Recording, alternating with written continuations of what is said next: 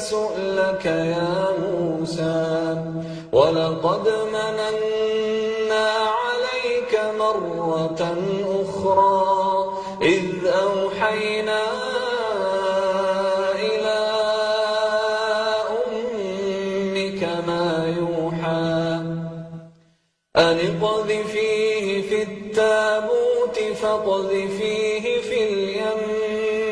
فليلقه اليم بالساحل يأخذه عدو لي وعدو له وألقيت عليك محبة مني ولتصنع على عيني إذ تمشي أختك فتقول هل أدلكم على من يكفله فرجعناك إلى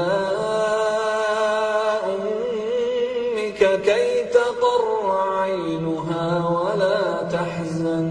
وقتلت نفسا فنجيناك من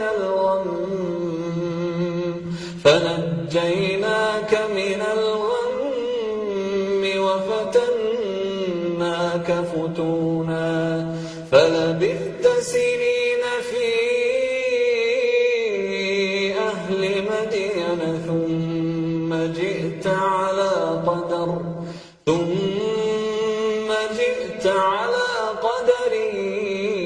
يا موسى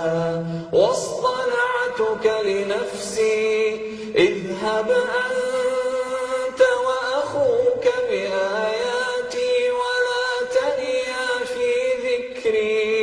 اذهبا إلى فرعون إنه طغى فقولا له قولا لينا لعله يتذكر أو يخشى قالا ربنا